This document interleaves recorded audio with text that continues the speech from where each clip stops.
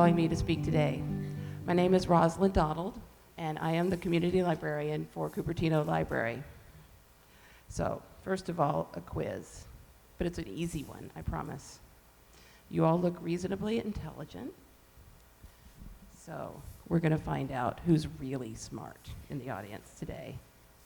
I have here 2 prizes for the first 2 people who can show me a library card. Your library card is the smartest card in your wallet. I have to have it in your wallet. You can't just tell me you have one. I need evidence. Okay, I see one right here. There she goes. And one right there. Okay, so these 2 folks and everybody else who has a library card in their wallet are especially smart because they already know that your library card is the smartest card in your wallet. So now I'm going to tell you why. So the library has quite a few resources for business owners and people who are interested in starting businesses. The library offers B2B contacts, market data, customer data, and free training on business and office management skills. So the previous speaker was talking about, do you need a business plan or not? I'm sure he's very much more qualified than I am to speak to that. But if you do decide you need to write a business plan, the library can be an invaluable resource for helping you find the data you need to write a convincing business plan. We can help you find potential competitors. We can help you find potential customers. We can help you find demographic and consumer data for business plans. We can also help you look for market research reports that might help you scan the overall industry for your business. So let's say that you want to start a drive-through coffee shop. So let's take that as kind of our example and work through a few library resources that might help you. So who's our target market? Let's say it's households that make at least $300,000 a year, because otherwise they would be cheap and make their own coffee at home. And we also want people who are in their cars a lot, they don't want to get out of them, and people who are caffeine addicts. So let's see what we can find using library resources. First of all, if you're going to open a coffee shop, then you need to know where are the other coffee shops and who are they in your community. So one of the library resources that I use all the time with businesses is a database called Reference USA. Has any of you ever heard of Reference USA? Raise your hand if you have. No? Okay. Well, you're about to hear a lot about it. That is our best business resource and the one that I want to use right now. So Reference USA, think of it like a giant phone book of US businesses. And that phone book is searchable, not just by alphabetical order like a regular phone book, but also by industry, by area, by zip code, by area code, by size of business, either number of employees or the size of the volume, sales volume. It's searchable by, is this a headquarters location or a branch location? Searchable by, does it have a female president or not? Lots of different criteria that you can use to create a list in this database. And so if I was going to open a coffee shop, the first thing I would do is say, how many other coffee shops are there in the area? You know, what's my competition? The key thing to remember about Reference USA is also that there could be other competition under different names. So you can include restaurants, bakeries, Dunkin' Donuts. Lots of people get coffee at Dunkin' Donuts, right?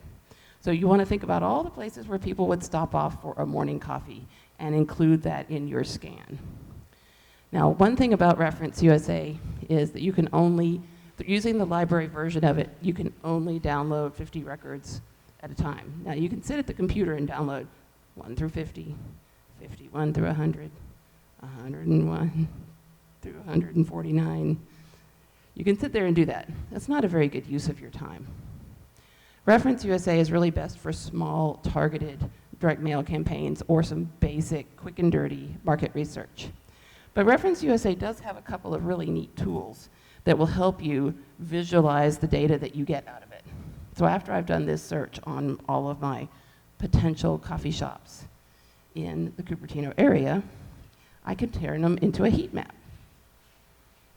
I know it's kind of small up there, but what it does is it takes all the businesses that you found in your list and it plots them by location. And so the red parts of the map are where there are the most coffee shops. And then in yellow is fewer coffee shops, and then green is the fewest of all.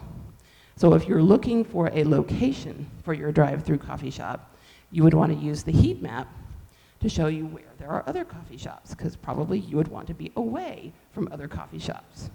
Or in an area there are fewer, because then you won't have as much competition. So Reference USA will do this for you right online. And you can download this graphic and put it in your business plan if it's going to help you make your case to the loan officer or the investor. So that's one very useful tool. I mentioned that Reference USA also offers consumer and lifestyle data. Now don't think that you can go into Reference USA and get a giant mailing list of 100,000 names that you're going to do a direct mail campaign to. It's not designed to do that. Plus that costs a whole lot of money. You can go to Reference USA's parent company and buy a big direct mail list and spend a whole bunch of money if you want to. That's not really what we're about at the library. But what you can do is suss out the target market in your area. So, for example, I did a search on Cupertino area and households that had made at least $300,000 a year. And so, that's quite a few. This is an expensive area.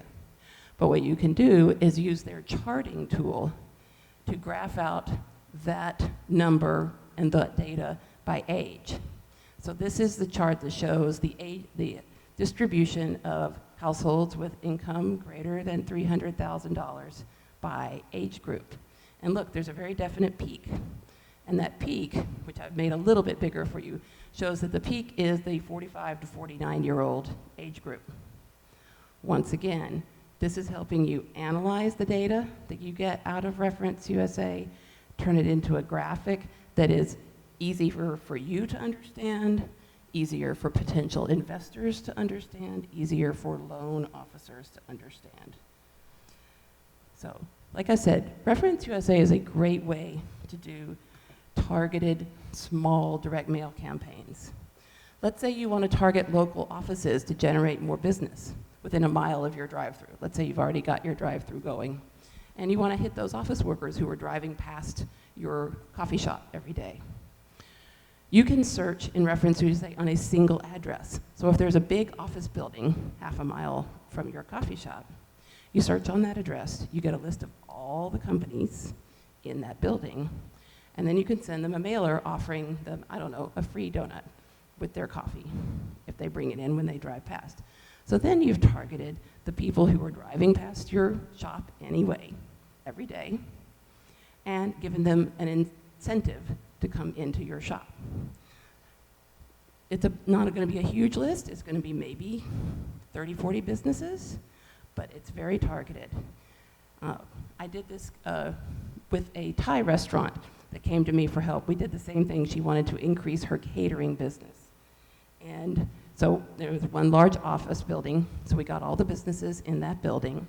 She sent them a flyer and offered them like 10% off the first catering delivery. And she came back to me a couple of weeks later and said, "This is great. My business has gone up 20%. My overhead is low because I make one delivery to this building and I deliver 3 or 4 orders, so I use less gas. Now they know about my restaurant, and I've got some people coming into my restaurant, which isn't really that far away, because now they know about it." So it's a win-win situation. She invested a little time. She called me up. She got a small list, and she made a small but serious improvement in her market. So she grew her business using the library with her library card. There's a theme here.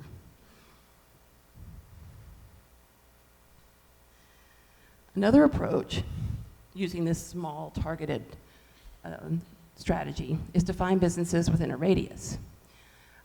I use the library's address here.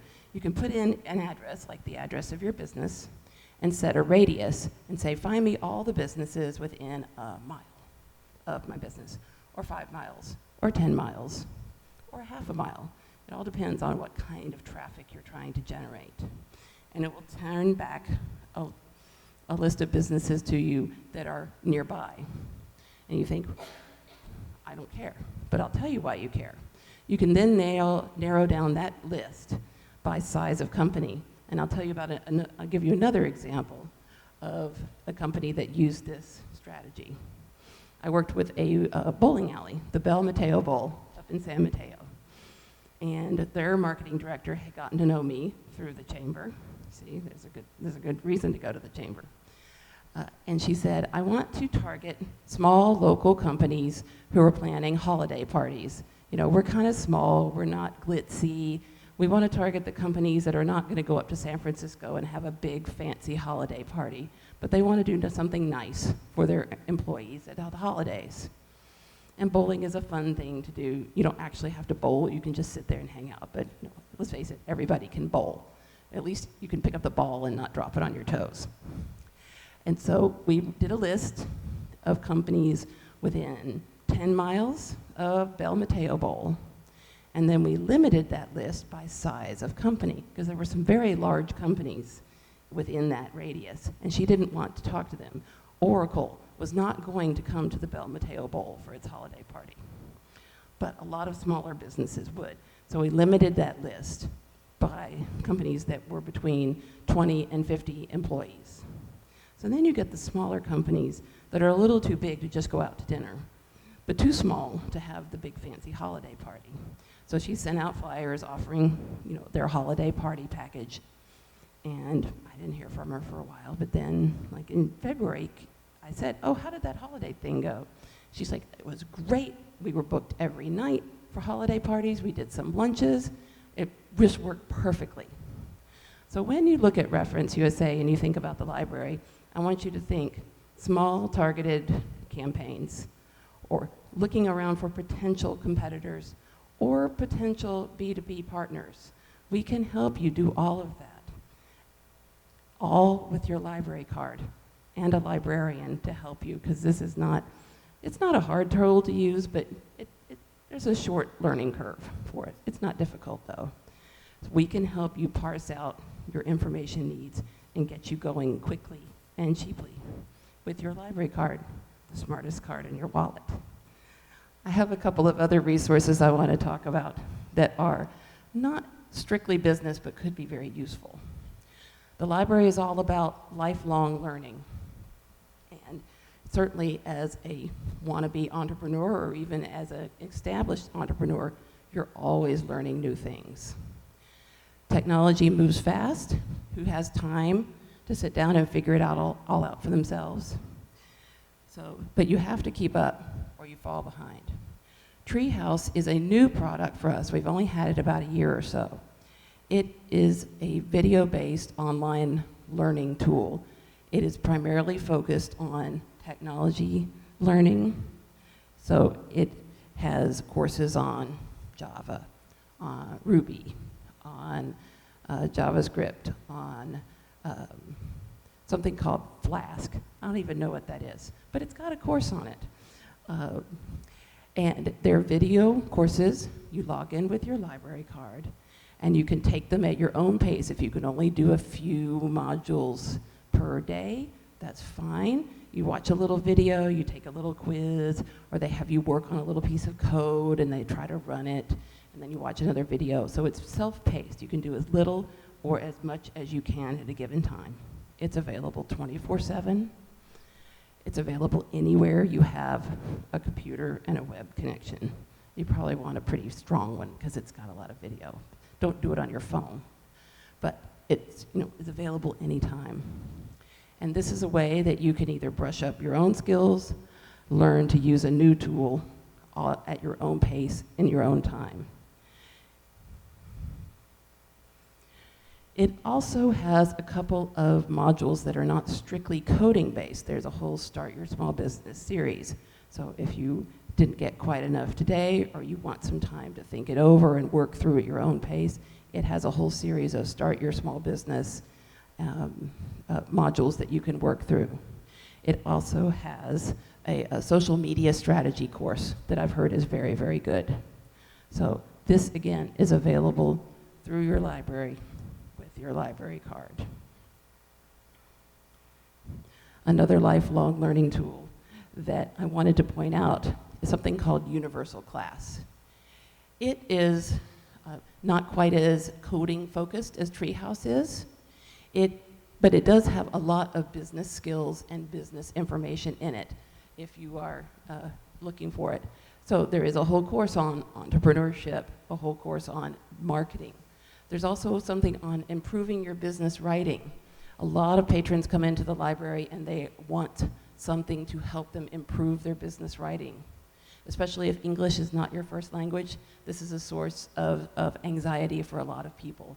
And the nice thing about Universal Class is this, again, is all online.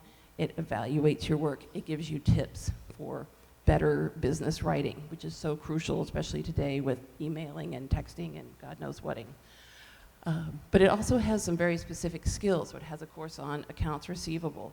It has a course on medical records billing. So if you're just looking to brush up a skill, if you're applying for a job somewhere, or you have an employee who needs a quick reminder or a refresher course in a particular skill, chances are there is something on Universal Class that will help you. The other thing about Universal Class that I wanted to mention is it's not just all business. It also has a number of courses for lifelong learning. It has photography courses. It has pet care, like dog and cat care, training. It has a ceramics video. I'm not really sure how they do that, but they do. It has all kinds of different video courses for all aspects of your life. So even if you're not interested in the business modules, I urge you to check it out to see what else is available there for lifelong learning. I wanted to touch on briefly a couple of more academic business sources that are available through the library website. These are primarily useful when you're writing a business plan, not so much in the everyday marketing and growing your business, but I wanted to at least mention them. We have a database called Business Source Complete. It has SWOT analyses of leading companies. It has a lot of industry events, a lot of industry news and market research reports. So even though your prospective drive-through coffee shop is very small, still, nationwide trends are going to affect it. And this is the place to find it. It also has a lot of articles from leading business and industry trade journals so that you can keep up with the trends yourself. So a SWOT analysis stands for strengths, weaknesses, opportunities, and threats. And you might think, well, I just have this tiny little drive-through coffee shop. You know, Starbucks is the 3,000-pound gorilla in the coffee shop market. Why do I care? Well, you know, what affects Starbucks is going to affect you. You know, if Starbucks, and it's very highly paid market researchers, see that there's going to be a worldwide coffee bean shortage next year and the price of coffee beans is going to triple, that's going to affect you too in your tiny little drive-through coffee shop. So if you take a look at what Starbucks sees as its strengths, weaknesses, opportunities, and threats, then you can get a sense of what's coming up for your business in the next year or two. The other side of the coin is the industry analysis. And again, you think, gee, I'm just a little local business. Industry trends, they're so big and broad, what do they have to do with me? Well, you know, as the global coffee market goes, so goes your business. Again, if coffee bean shortages are going to happen, the industry is going to know about it. Maybe the trend makers are going to tell us all that coffee is out next year and chai is in. Maybe there's a new category of hot drinks out there that is coming down the road and you need to be prepared. You can take advantage of these industry reports in Business Source Complete. to find out what trends are going to be happening to your industry. This is one thing where I want to stop and point out that while you can access all of these resources online through the library website with your, who knows the answer now? Come on, somebody smart. Your library card, that's right. It can be very helpful to have some expert assistance. I'll admit, when I first started looking for an industry report on coffee shops, I couldn't find anything. And I thought, oh my God, what the hell kind of librarian am I? Well, I did some nudging around, and finally I realized that it was in fact categorized under global hot drinks, which would not have been my first choice. But the moral of this story is, librarians know how to look, we know where to look, and we not like to share. We're very good at that.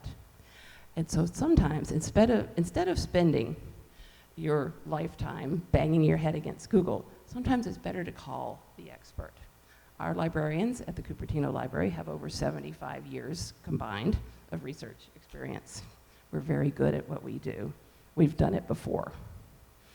I'll tell you one more story about that. I got a call once from another chamber member who said, I can't find this information anywhere. You're my last resort. I finally thought, I might as well call you. I have nothing to lose. And I think, great, that's what every girl wants to hear. Anyway, he was looking for the number of fire stations and police stations by state in every state of the US. He's like, I've looked everywhere. I can't find it anywhere. But then I thought of the library. Like, duh. So I said, okay, let me think about it. I'll call you back, because this did take some work.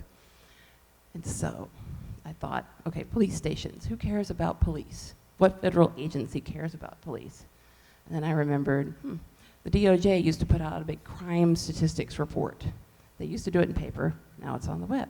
Let me go get our old paper one from a couple years ago. Hey, look, they've got stats on police stations. Let me go online. I found the police stations by state and county. So I noted down that link. Fire stations were a little harder. Can anybody guess where I found them? What federal agency cares about fire departments, fire stations? When do we,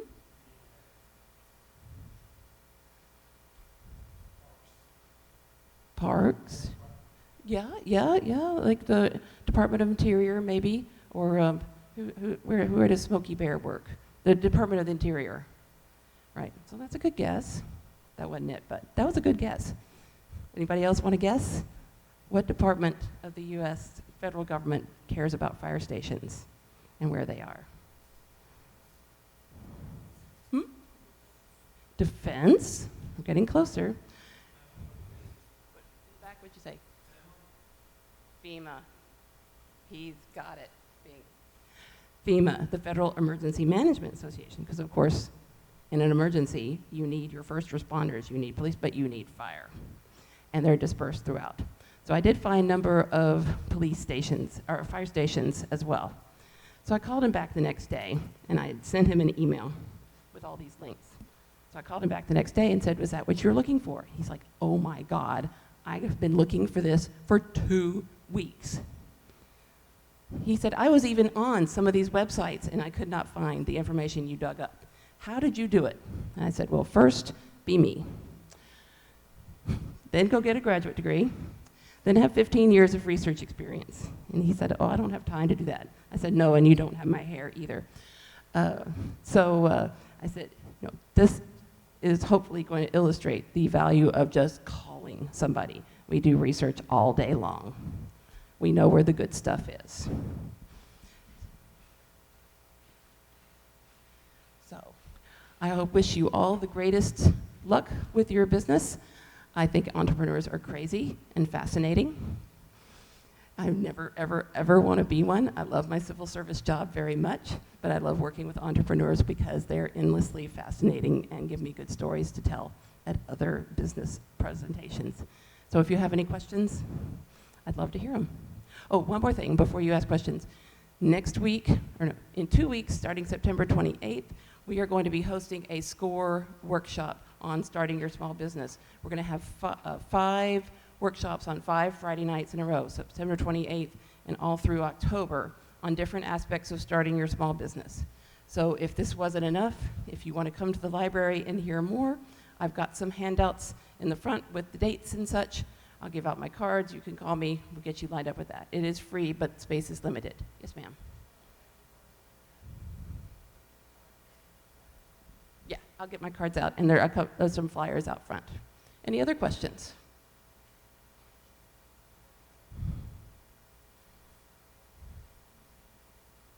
I've bored you all to tears, or you're starving and you want to go to lunch. Thank you all very much for your time. Please come and ask questions. Please come by and see me at the library. Just ask for Roslyn. They know where I am. And thank you very much for your time.